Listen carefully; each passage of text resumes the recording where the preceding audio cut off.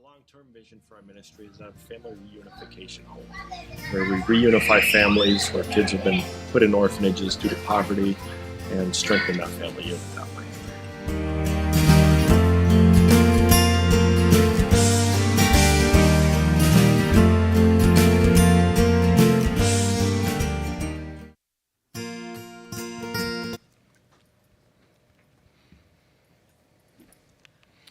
Come on up. I'm anxious to get into your story.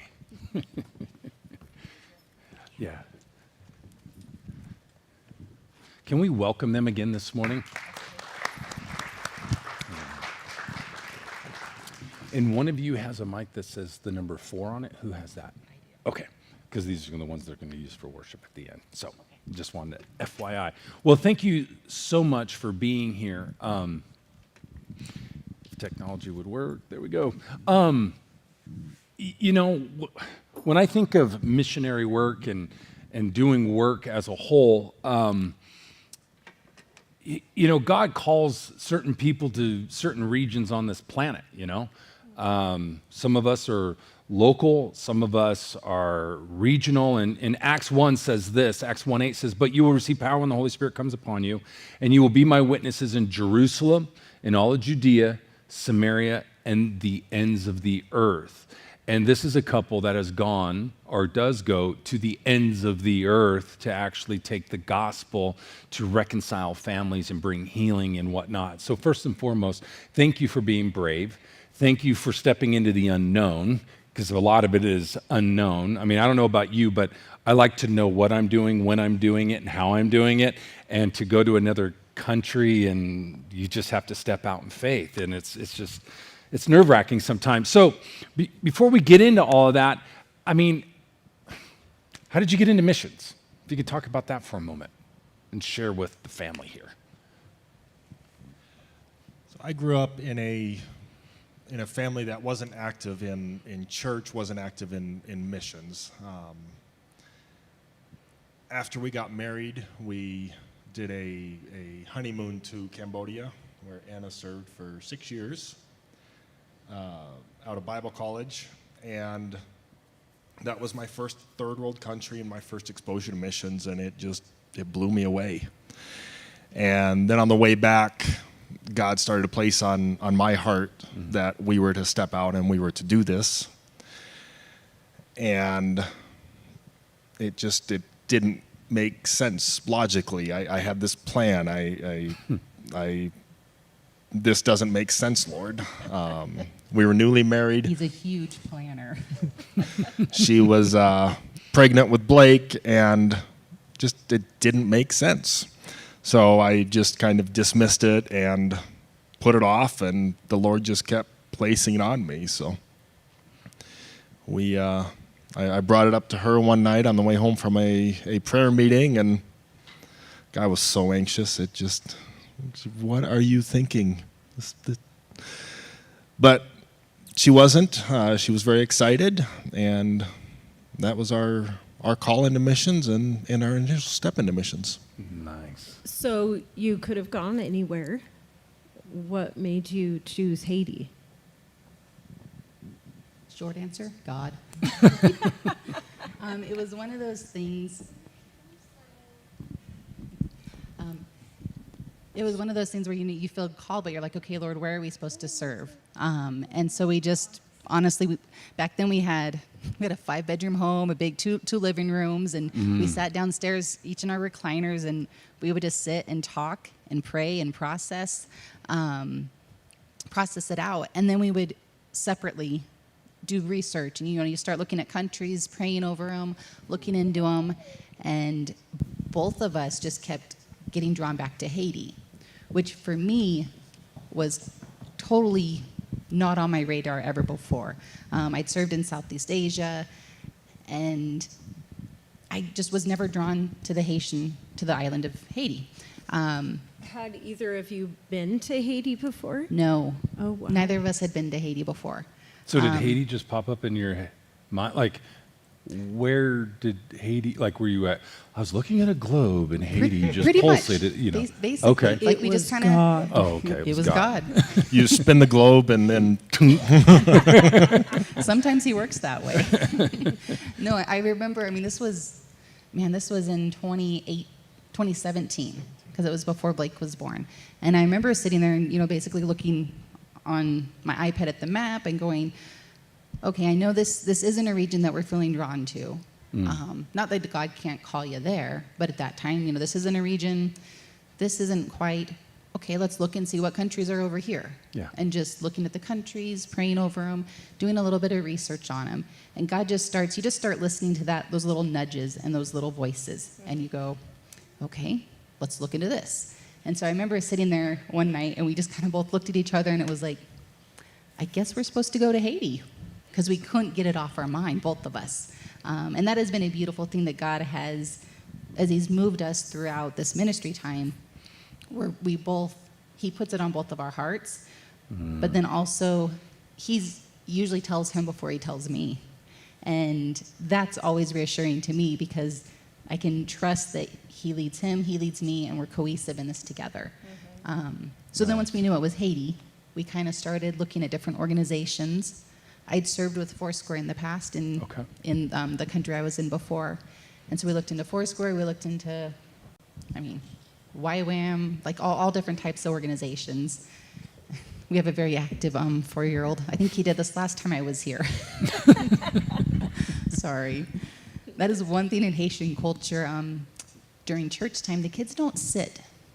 And so we've discovered as we come back to the United States, it's just, they do this. Yeah, that's what they know. Yeah. Yeah. So. But church, we can give them grace for that, right? It's not a big deal. It's, it's where there is a pastor friend of mine, mentor, used to always say, There's sound, there's life, and life is good, and so. Blake, can I ask you questions since you're standing up here? Okay, come over here so you can use my mic. So, what do you miss about Haiti since you're here right now? Riley. What do you say? What? Riley. Oh, Riley. Can you tell them who Riley is? Who's Riley? My cat. Aww. And he's off. Okay. Thank you, Blake. He's got his iPad ready to go. I love the purity of all that. It's just the innocence. It's precious. What outreaches? So you're in Haiti. Well, so we were looking at places in Haiti. Okay. Yeah. And we looked at Foursquare.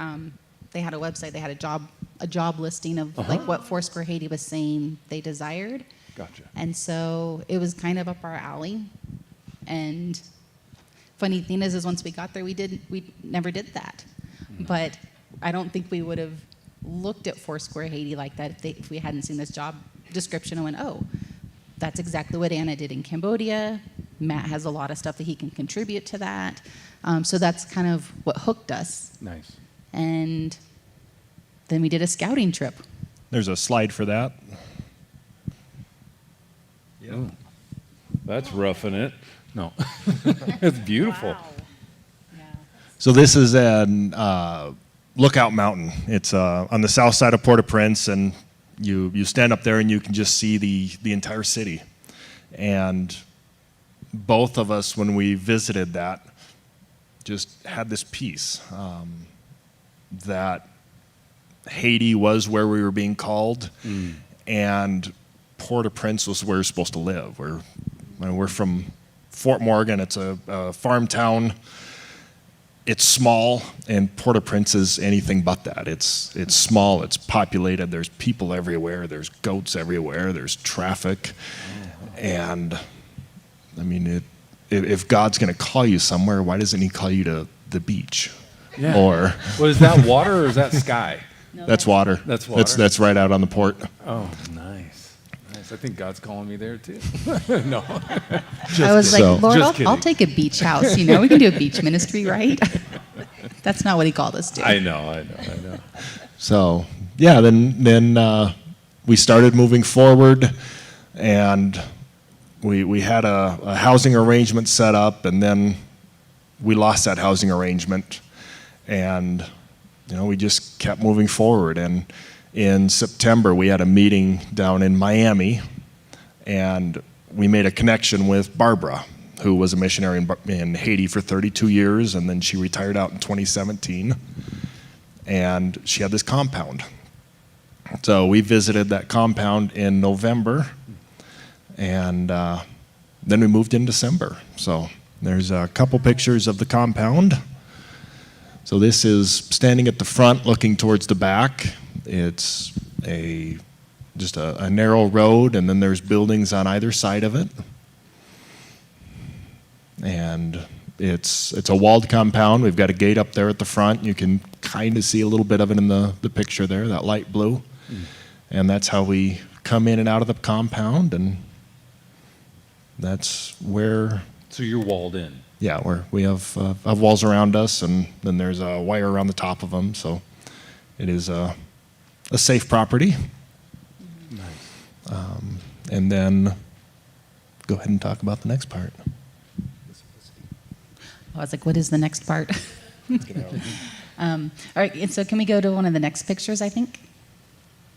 Yes. So, we felt called to Haiti, and then once you get there, there's this peace that you have. And for us in our ministry, that's been a huge thing as we follow that peace. And it brought us to Haiti. We kept pursuing, brought us to the village. And our life there, we've fallen in love with our life there. It's very simple. This is a picture of Aaliyah learning to hand wash. She doesn't do her hand washing all the time, but she was, the Haitian ladies at the well were teaching her. Our property at the front has a well. And it's so beautiful to sit there and watch the neighbors come over and get their water. They'll bring over a 5-gallon bucket, or sometimes maybe it's like 2 gallons or so, whatever container they have to fill up with water. And so as you sit at the well, it's kind of like in the biblical times. You see people coming and they're just communing there at the well. The ladies will come and sit at the well and do their laundry and stuff. So we've loved, we were incredibly blessed by the Haitian community that we were able to immediately plug into within our walls, within the security of our home. Haiti has not, since we've been looking at Haiti has not been a very secure nation. And if we had not had this compound, we probably wouldn't have stayed as long as we did there. Because of the unrest, going through COVID, as you guys all went through it too here, we were able to still do ministry within our walls. Next slide, please. So these are just some fun pictures to show you of our home there. That cart holds a 50 or 60 gallon drum on it. And so you go up to the front of the well, you pump into a 5-gallon bucket, dump those 5-gallon buckets into the cart, and then they wheel the cart back, and that's how we get our drinking water.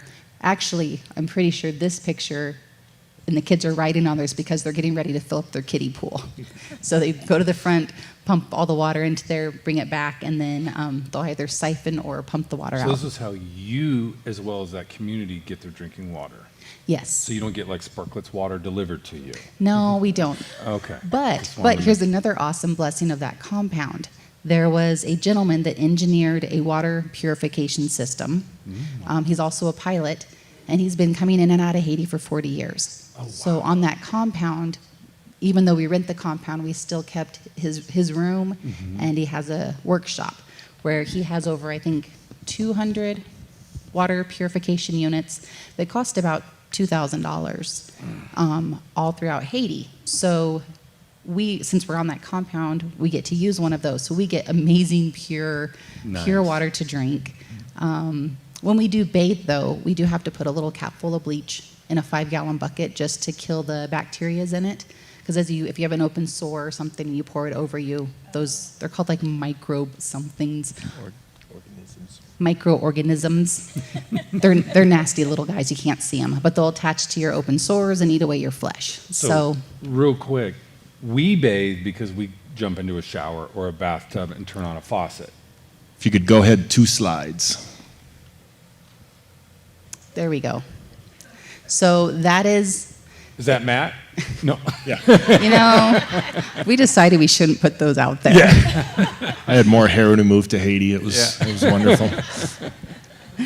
So this is, we finally figured out a good system for bathing the kids. For Blake and Aaliyah, this is a basin that they wash their clothes in. And then Matt takes, every morning he takes 2 5-gallon buckets that are black, full of water, and sets them on the rooftop. So then the sun heats up the water a little bit, because that well water is cold. You know, if you're doing a short-term trip, it's okay to bathe in cold water for like 2 weeks. You just kind of suck it up and do it. But Blake he was 2 when we went, and he would just scream every time we went to bathe him. So then I would heat some water on the stove, but then we're using propane, and that's money. So Matt came up with this system. So you put the water in there, and then with the little scoop, you just pour it over them and bathe them. So, yeah. It's a little more hands-on as a mom. I was gonna say. You have to, when Blake was little, we had to help him wash his hands because the kid can't, pour water and wash his hands at the same time. So he goes to the bathroom, Mom, I need you to help me. It's not wipe, but it's to wash his hands.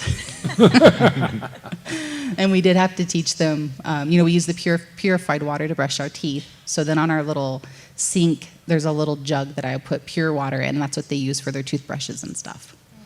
So. Wow. I don't know about you, but I'm just thinking, like, we've got it so good. Like, we really do. I mean, when you're out there in Haiti and you take a picture and it's beautiful, but you are roughing it, though. It's not simple. It's not easy. It's not convenient.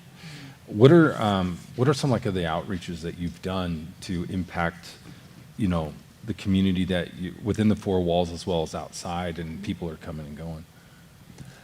So inside of our compound, there's a lot of people. We've got 6 staff that work for us, and then a couple other adults that live on the compound, and then next door there's a kid's home that has about 20 kids in it. And these are local to the community there? Yeah. Okay. And then there's neighbors that come over, so every day there's somewhere around 50 people in and out of the compound. And so it's, in your Acts 1:8, it's you start with your home. You start close to you, and so we did that. The next slide, we worked on the playground in the compound. Something simple, but it gives the kids joy. It gives them something to play on, and it brings just a bunch of community to it. Mm-hmm. And of course, when we do this, we have kids with us. We have kids helping us, and that's building relationship with them, and that's feeding into them and Helping. yeah, and loving on them. Yeah. And the next slide. So this is a picture of Easter Sunday last year. Got on YouTube and learned how to make little crosses out of palm leaves. And so, I don't think we weren't able. The kids and I didn't go to church that morning, but Matt did. So we were back at the compound and pulled out these palm leaves and sat and made little crosses and stuff and talked about Easter and he's risen and all those types of things. So just kind of going, okay, what can we do with what we have here? It doesn't have to always be something huge and big, but just that simple outreach to your neighbor is hugely important. Absolutely. And even though this was our ends of the earth, once we're there, that was our home, and then these were our neighbors. That's your Jerusalem. Yeah, that's our Jerusalem right there then. Yeah, that's awesome. Do the next slide, please.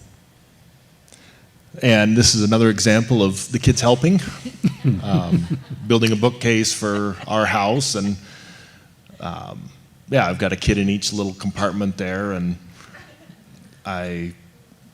there's so much time that is spent not being productive in missions. And going into it, that's so hard to accept because we've got all this stuff we want to do. That's our American way.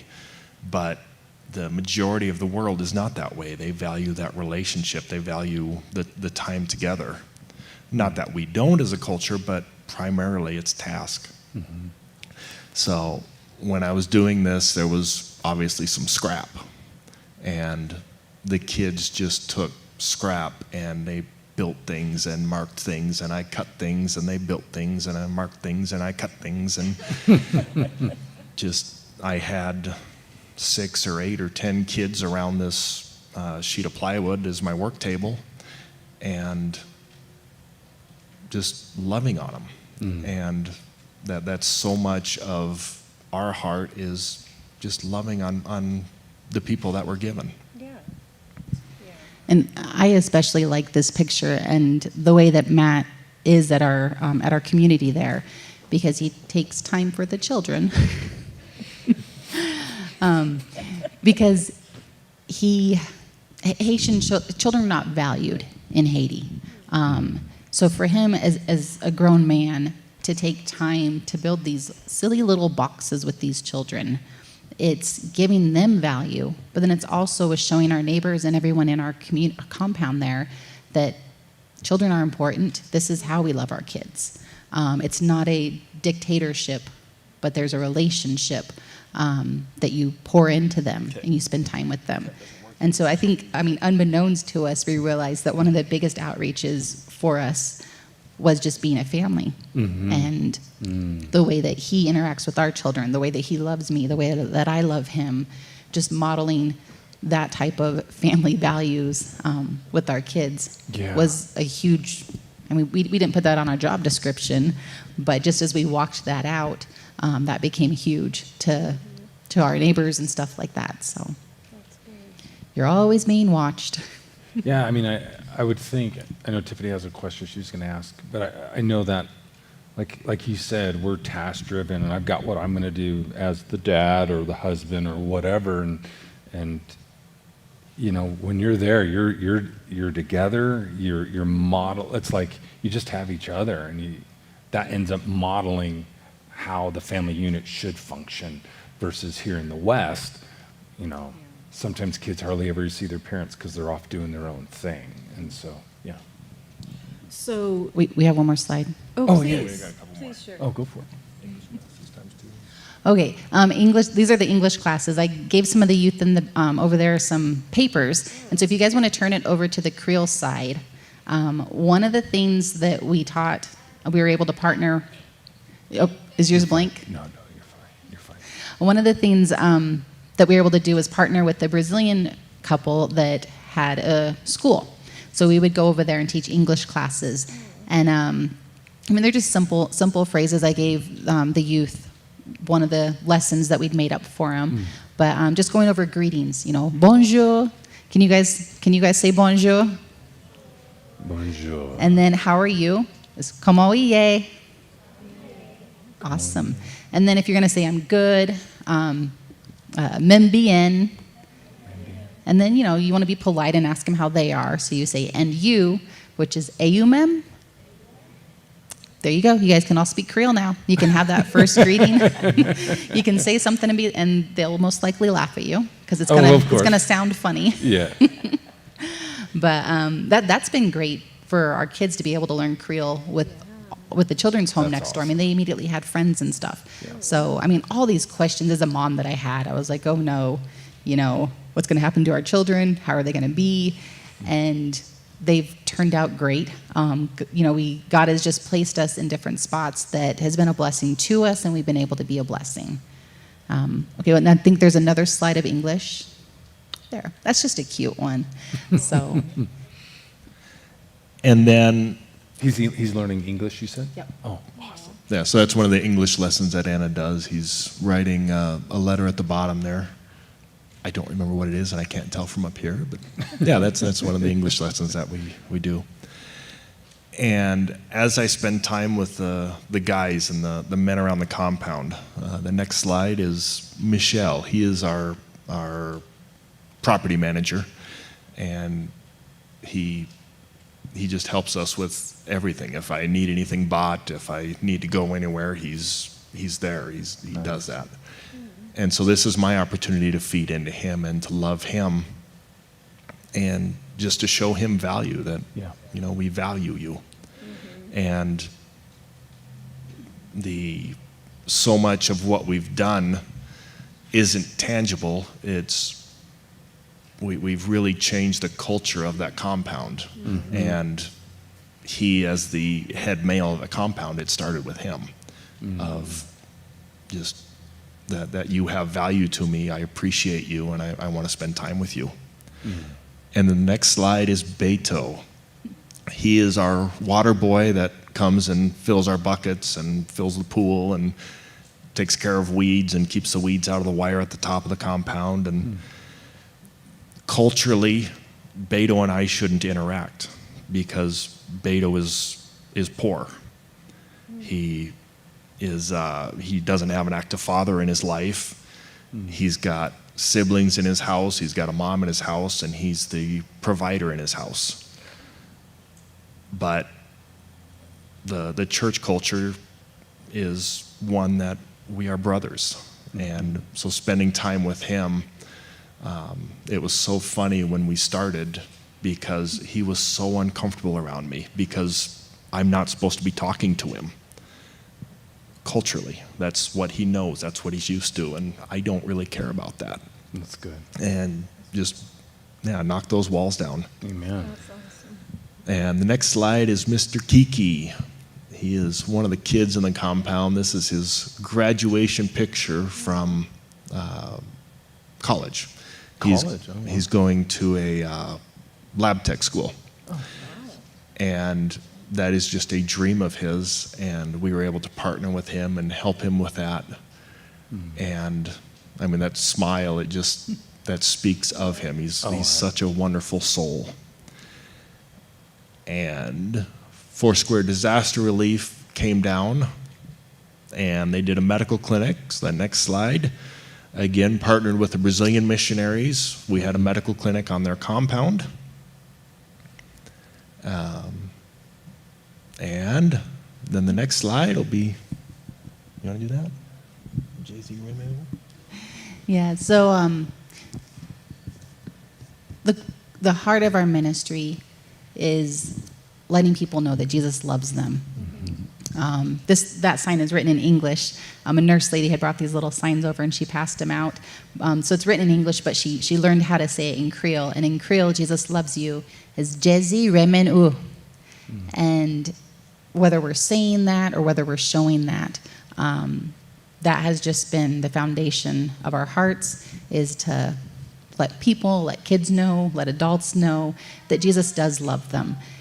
Haiti, I want to talk a little bit about the religious aspect. I've just thought of this. It's not in the notes. No, all good. The statistic, I can't say words sometimes, and I teach English.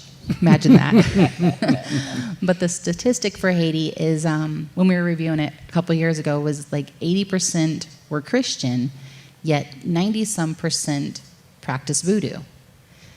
So if you let that sink in your mind a little bit, it's like, wait, what?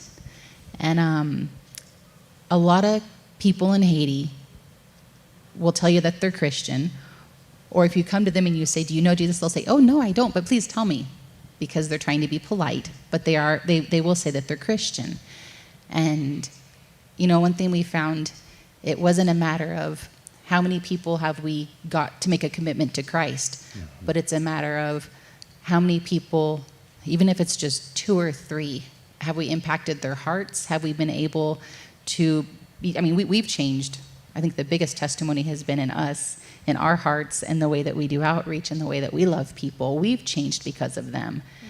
And then just discipling and mentoring day to day, so that if we can get 3 people whose hearts are 100% Jesus, no voodoo, nothing else, but 100% for Jesus, those 3 could then change their nation. So that's been awesome. A huge part of our ministry, is letting people know that Jesus loves you, because he loves you, because you're his child, you're his daughter, you're his son. Wow, that's great.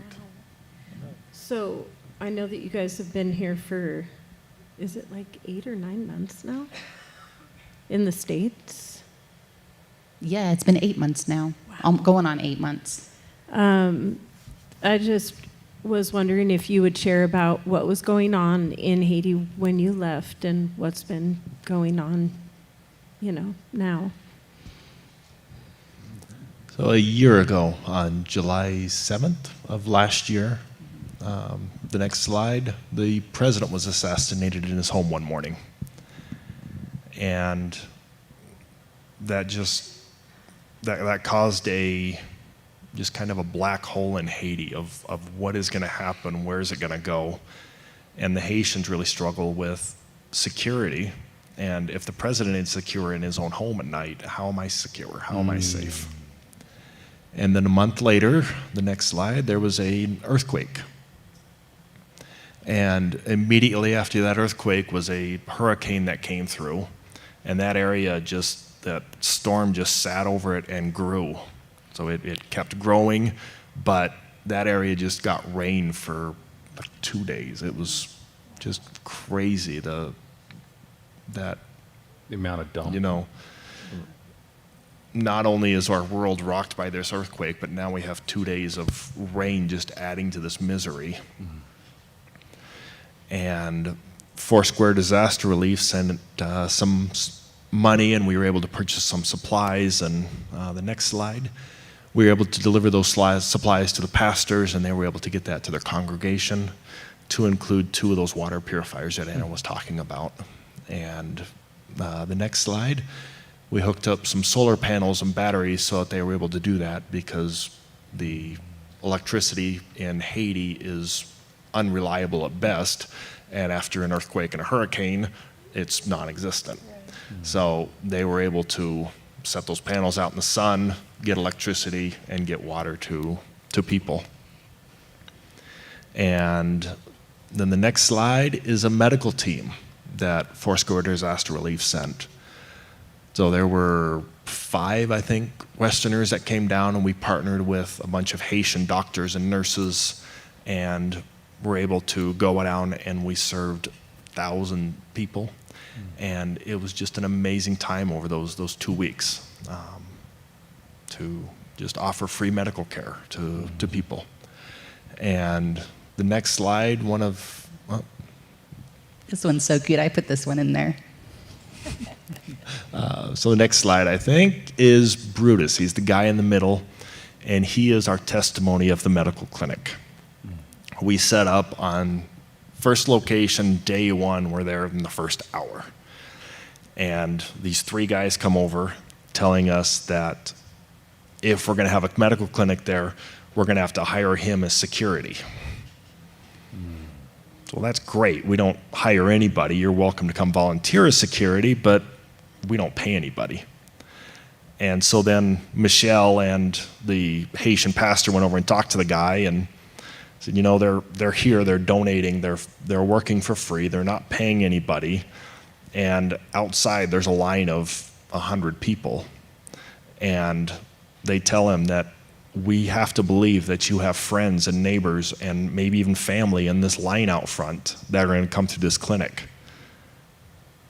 But we're not going to pay, so if there's going to be a problem, we're just going to leave, and your friends, your family, everybody in your neighborhood isn't going to get seen. And so then they walked off, and he came back like an hour later, and he volunteered his time to run security at that clinic. And he did an amazing job. So he got to get just loved every day. One of the Westerners named Steve just really took Brutus in, and Brutus was his right-hand man on anything that he needed. Brutus was there by his side that entire clinic.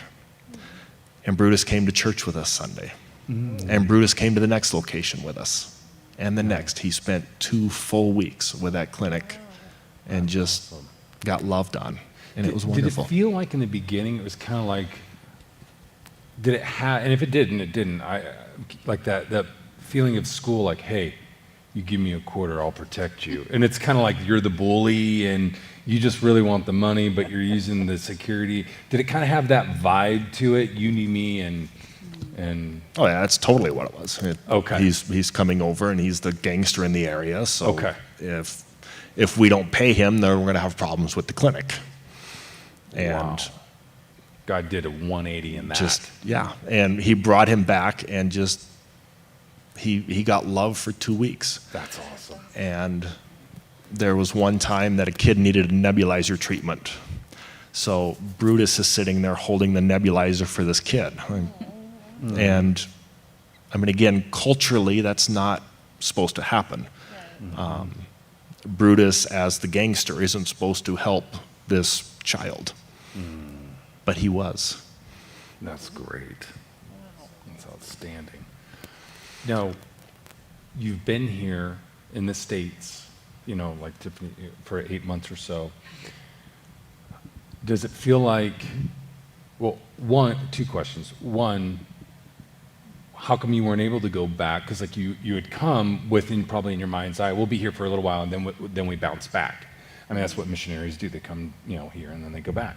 So why hasn't that happened? And the second question to it is, does it feel like there might be a shift in location? Like what's keeping you from going back, and what are you sensing God doing? And when were you supposed to go back? Yeah. That was a lot. You Sorry. must write that down. So, let's see. Last September was the Disaster Medical Relief Clinic.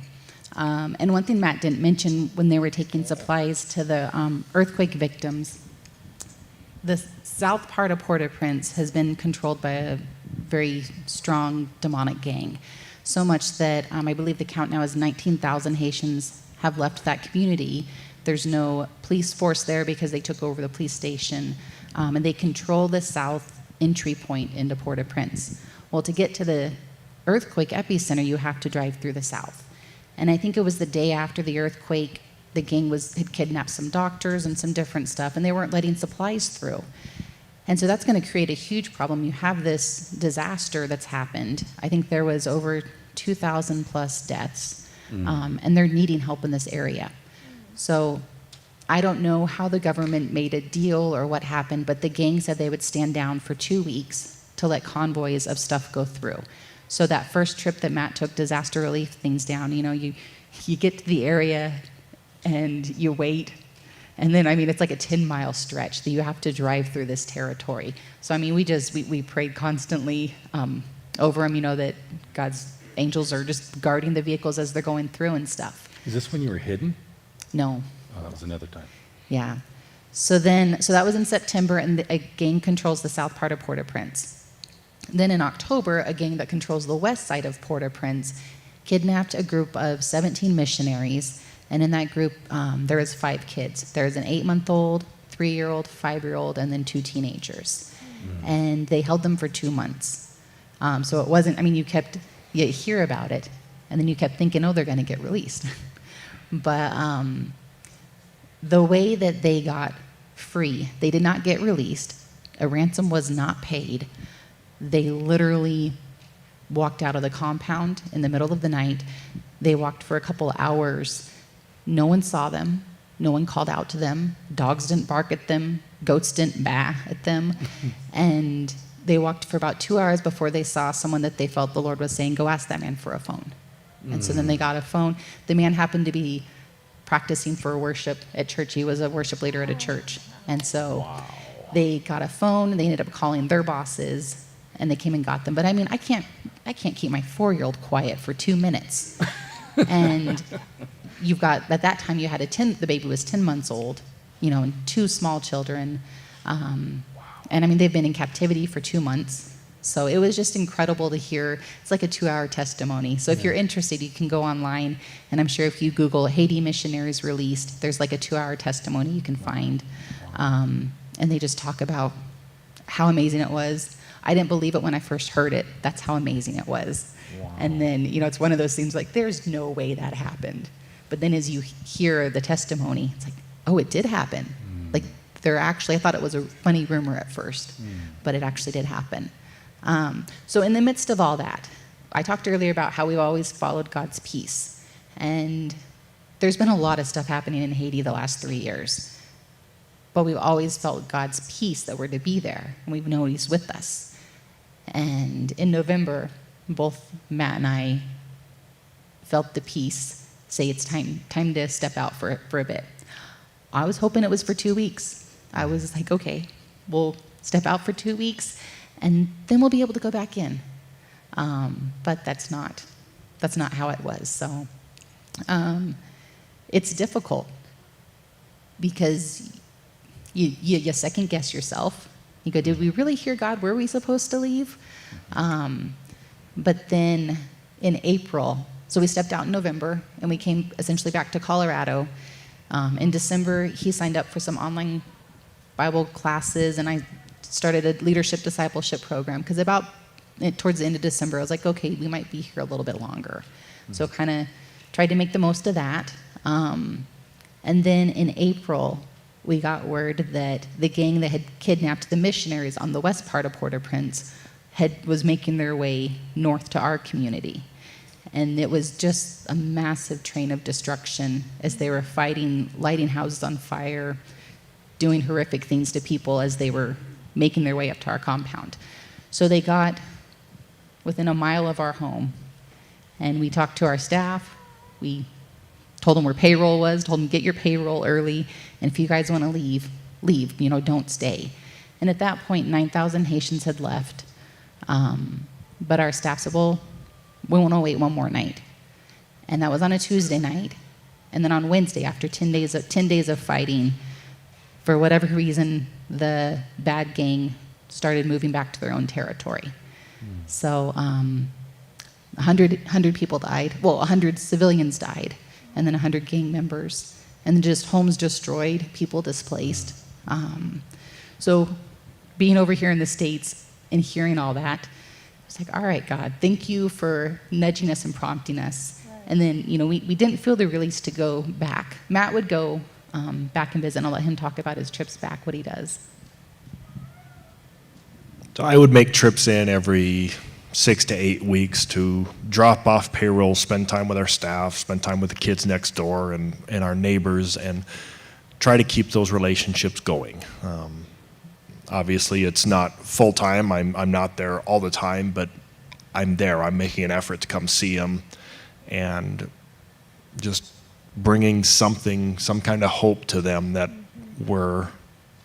that there is light, that it is okay, that God is greater, and even though we're cautious, we can't live in fear. We still have to be able to go out, and we still have to be able to do and minister. And when you would go back, they would hide you. Yeah, as I'm traveling from the airport, Michelle has a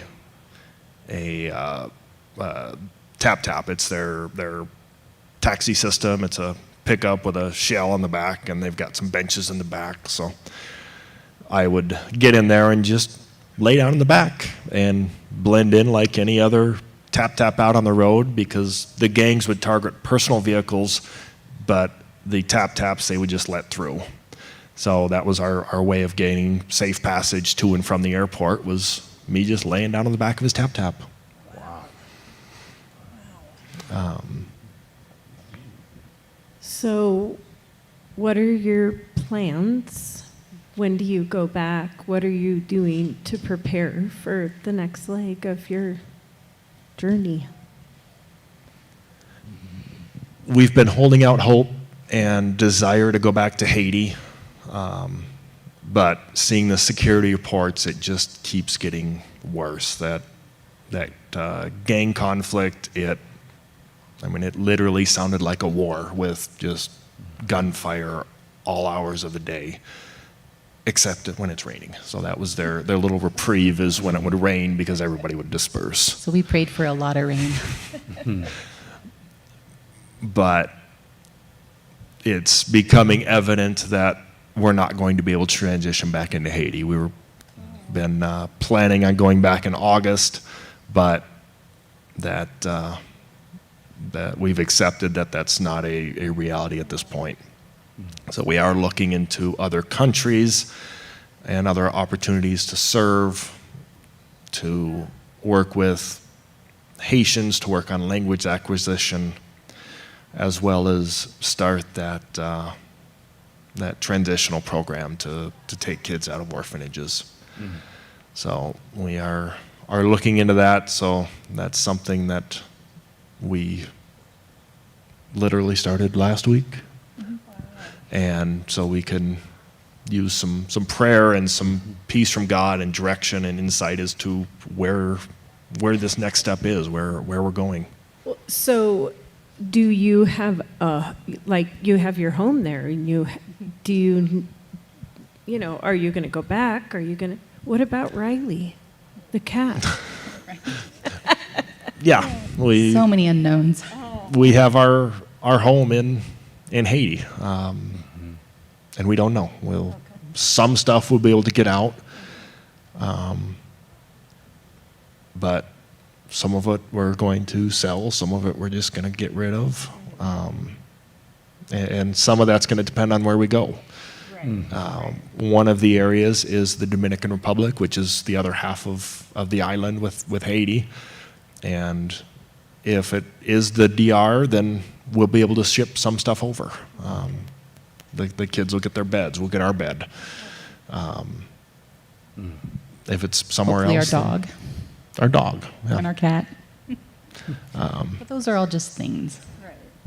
And yeah, it's hard to think about going and starting over and going in with our 2 little suitcases that we can take over on an airplane and starting life over. But we did that once, and God provided. There was one day that the orphanage got a donation from a ministry that names that coming up in front of my mind right now, but it was some mattresses. And in there was a California King mattress, and just Brand spanking new. a free donation. So, I was able to get a mattress that I fit on. And so he's done it once, and he can do it again. That's the thing. So you're in this wonderful place that everybody enjoys called Limbo, and It's a beautiful place to be with it's rainbows like and you're butterflies. waiting and praying and dying to hear the Lord. And days go by, sometimes you don't hear anything. It's just be still and know that I'm God. Not necessarily be still and hear me every single day. Just know that I'm God. And that's a very difficult place to be at. Sometimes we're more successful in those seasons of unknown than others. Sometimes we have good days where we're like, yes, okay, God's got this. And then the very next day, next moment, you're like, whoa, wait a minute. And there's some freak out sometimes. But if he did it once, he could do it again. And what I'm sensing is that your heart and your passion is definitely still the mission field. That has not changed. It just, God might be moving you to a different location where you're going to have to birth something new, just because of what's going on, where you very literally were. What I want to do is I want to pray for you guys. I'm going to ask that Josh and Caden come back up. We're going to. I could talk to you guys for a lot longer, but We love talking to you guys too. yeah. No, thank you. And we'll conclude in a worship song here in a second. Oh, and this one goes to Caden, I believe. But what I would want to do is I want us to pray for you.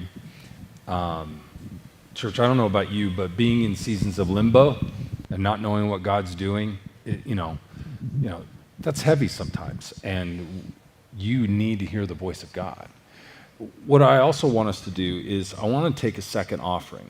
We hardly ever do that. To support Matt and Anna, I want us as a congregation to support you guys, regardless of the location that God takes you to. I don't care if he takes you to Hawaii. Well, actually, I'd be jealous. But if he did, that's fine. It's not about the location. It's about hearing your hearts, seeing your passion to reach a certain population, wherever that is on the globe. You're gutsy enough and faithful enough to grab 2 suitcases and go to an unknown foreign place. Not many people will do that, like very literally just suitcases. And as a congregation, I want us to support them. And so I'm going to pray. Tiffany, if we can get the ushers to get positioned. We're going to receive an offering again. Kaden, would you mind helping Tiffany down? You got And one final thing yeah. that I've got is we've got newsletters